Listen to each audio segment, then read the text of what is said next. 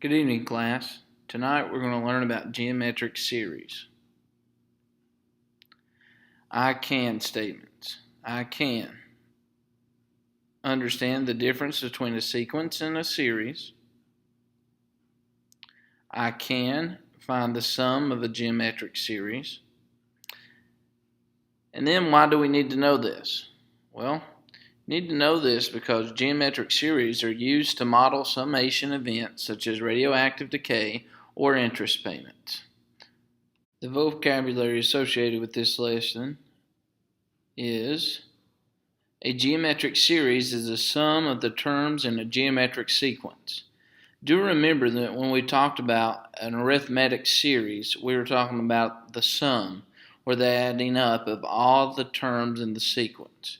So the same thing will apply with a geometric series. We're going to add up all the terms in a geometric sequence. Remember, the word series should mean sum. So let's look at some examples. 1 plus 2 plus 4 plus 8. There, your common ratio is 2 because we're multiplying by 2 each time to get the next term. The sum of a geometric series can be found by using this formula. S sub n equals a sub 1 times 1 minus r to the nth power all over 1 minus r. Do remember a sub 1 is your first term, r is your common ratio, n is the number of terms you are summing up, and you'll also find that number here with s sub n. Okay? So our steps for finding the sum of the first n terms is to plug in the values for a sub 1, n, and r, and then just evaluate. It'll be a good use of your calculator on these types of problems, especially if they're really big or small for that matter. Here's an example. Let's find the sum of the first 11 terms, given a sub 1 equals negative 3 and r equals 1.5. Now do realize that when it said find the sum of the first 11 terms, they're saying that n equals 11. Okay? Do keep that in mind. Now let's look at our formula. Here it is for the sum of a geometric series. Okay? We're going to plug in a sub 1 as negative 3. R is going to be 1.5. And we're going to let n be 11 since we're looking at the sum of the first 11 terms. So now we're going to use PEMDAS. Do what's in parentheses first. So raise 1.5 to the 11th power and then subtract that from 1. Okay? So 1.5 to the 11th power is 86.498. Now if we subtract that from 1, we're going to get and then multiply by negative 3, we're going to get 256.494 all over. Well, when we take 1 minus 1.5, we're going to get negative 0.5. And when we divide those two numbers, we're going to get negative 512.988. So that's going to be the sum of the first 11 terms in this geometric series. Sometimes information will be missing, so that using this formula for finding the geometric series isn't possible to start. Do remember that we must have only one unknown variable in order to be able to solve for that variable. We cannot have two unknowns. If this happens, there is a way to correct that, and that is to use this formula for the geometric sequence to find the missing value. Okay? So here's the steps that are going to be involved in this process. We're going to first plug the given information into our geometric sequence formula. We're going to solve for that missing piece of information, and then we'll no longer have two unknowns in our geometric series formula. We'll only have one. So we'll be able to then evaluate it just like we did for the previous problem. So let's look at an example. So here's an example. A sub 1 equals 16 and a sub 5 equals 10,000. Find S sub 5. So if they're asking us to solve for S sub 5, they want us to say that n is 5 because we're going to add up our first 5 terms. Now, the thing that we're missing here in this whole problem is our common ratio, r. Now, we can't just have s sub 5 equal to question mark and r equal to question mark. We can have only one unknown in order to solve for the problem. So in this case, we're going to have to use that first formula for the geometric sequences. So we got a sub n equals a sub 1 times r to the n minus 1 power. And we're going to plug in everything we know, and we are going to solve for r. Okay, so we're going to say a sub n is going to be our a sub 5, or 10,000, equals our first term of 16 times our r raised to the n minus 1 power. Now n is 5, so we can just go ahead and do 5 minus 1 and put 4. Now, we must take and divide by 16 to get 16 to the other side. When we do that, the 16's cross out on the right side. I'm left with r to the 4th power equals 10,000 divided by 16 is 625. So 625. Now, to get rid of that 4th power on our r, we got to take the 4th root. Do you remember it looks like that square root bar, but we got a little 4 in front. It means what times itself 4 times will give us 625. And the answer to that, after we cross out our 4th root and our 4th power on r, is r equals plus or minus 5. What this means is if we were to take and multiply by 5 4 times, we take 16, multiply by 5 4 times, we're going to get 10,000. If we take 16, multiply by negative 5 4 times, we're also going to get 10,000.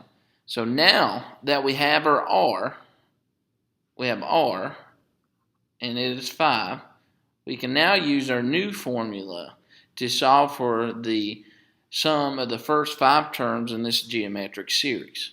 Okay, so we're going to have s sub n equals, just writing our formula down, okay, a sub 1 times 1 minus r to the nth power all over 1 minus r. So now all we got to do is we just got to start plugging in what we know. So s sub n is going to be s sub 5. We don't know what it is, but that's what we're solving for. Equals a sub 1, 16, times 1 minus, well, r can be plus or minus 5. So we can actually go minus 5 here. And then we're going to raise it to the 5th power, because that's what n is, 5. Over 1 minus 5. Now you need to realize something. We found r to be plus or minus 5. Here we're just dealing with plugging in a positive 5. We must also have it in case this is a negative 5. So we need to write out 16 times 1 minus a negative 5, which is going to be 1 plus 5, raised to the 5th power, all over 1 minus a negative 5. So if we're going to do minus a negative 5, we're really adding 5. So what's going to happen here is we're going to have two separate sums. One if r is positive 5, and one if r is negative 5. We have no way of knowing that, since both values of r will make this geometric series to be true. So we're going to have two different answers here in this case. Okay, so now let's just go ahead and let's just start plugging and chugging here. We just plugged, let's start doing the chugging. So 5 to the 5th power is going to be 3,125. So here we're going to have 16 times 1 minus 3,125.